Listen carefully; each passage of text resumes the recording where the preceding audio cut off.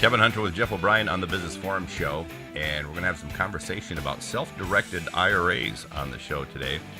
And this is actually a good thing for someone who enjoys a little bit of flexibility and wants to be able to manage their fund themselves, but also has some cautionary notes that comes with it as well. That's right. A self-directed IRA isn't any different than the traditional or the Roth IRA. That they're an alternative in that instead of having a financial advisor making those decisions, those investment decisions, or, as to what's going to be in your portfolio, or you still have some consultation in that respect, but here you're more in control. And because of that, you're usually using this for something like an alternative investment, like real estate or precious metals, or investing in a private company that you normally wouldn't invest through an advisor.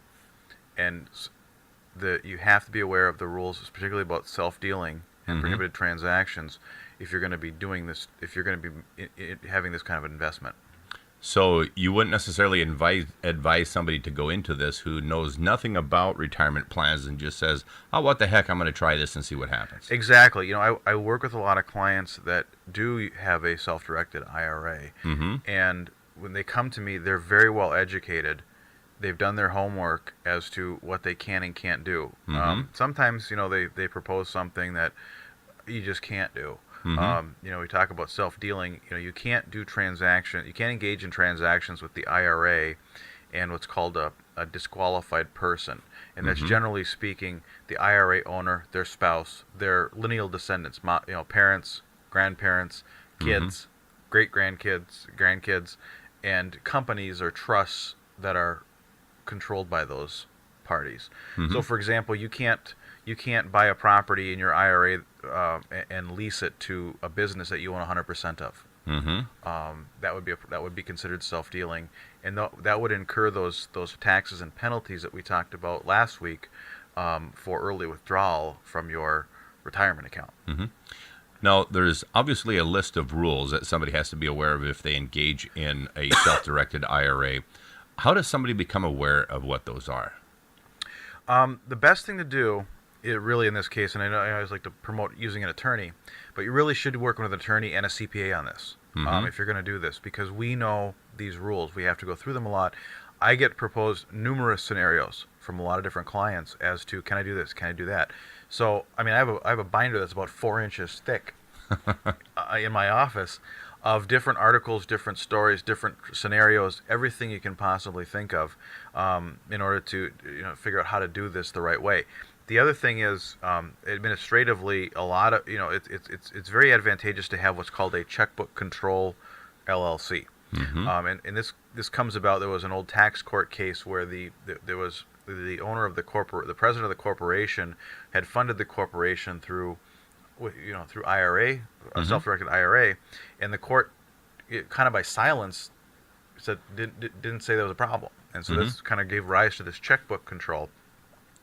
And what it is instead of having to go back to the administrator for your account all the time and have them sign documents as the owner, you have your IRA fund. You put the funds into a bank account for your LLC that you set up, where you're the manager, and you have a checkbook, i.e., checkbook control, that allows you to write checks using the IRA funds to different things. So, for example, let's say you buy a piece of real estate, and you're going to maybe do some improvements to it and turn around and sell it.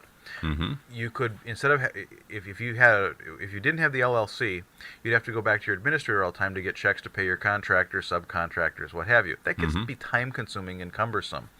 In this case, if you're the manager of the LLC and you have a LLC as a bank account, and you contribute the funds to the LLC. This has to be a new LLC. This can't be one that you've just got laying around. Okay, it's a narrow little loophole that you have to do. Something you're creating specifically for the IRA.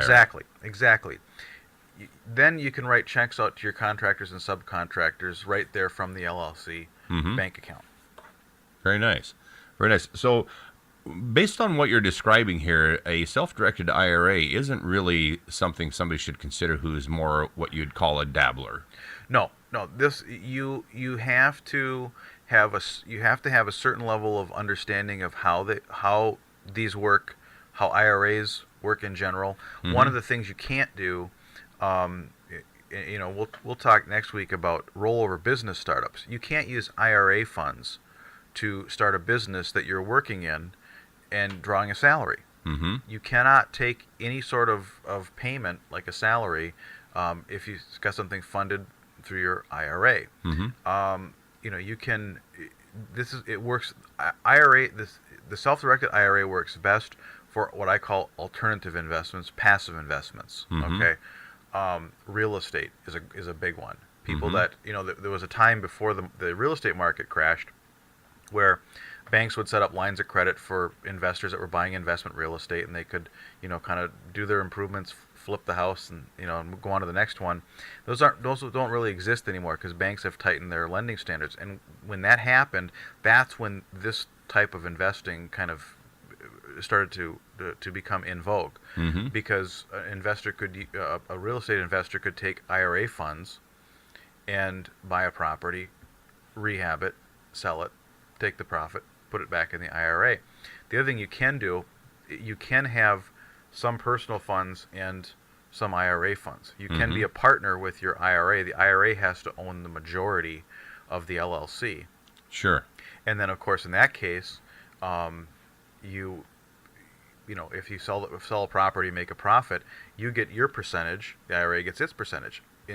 Typically with LLCs, you can, the owners can agree just to allocate differently than just by capital contribution.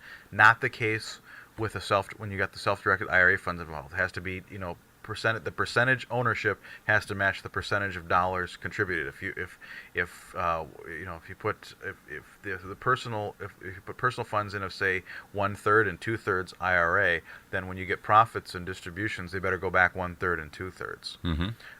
And then, of course, when you get into financing, you cannot give a personal guarantee if your IRA funds are involved. So you have to go with what they call non-recourse financing, where the lender would only take the property back. So there are a lot of rules to it. The bottom line is consult with an attorney that knows about self-directed IRAs, how they operate, and how to structure these transactions in a way so you don't end up in trouble with the IRS. Kevin Hunter with Jeff O'Brien on the Business Forum Show, talking about self-directed IRAs. And if you don't have a need for the flexibility and whatnot, sounds like you should just go with the traditional or the Roth IRA. That's right. Kevin Hunter with Jeff O'Brien here on the Business Forum Show, talking about self-directed IRAs. Thanks for listening.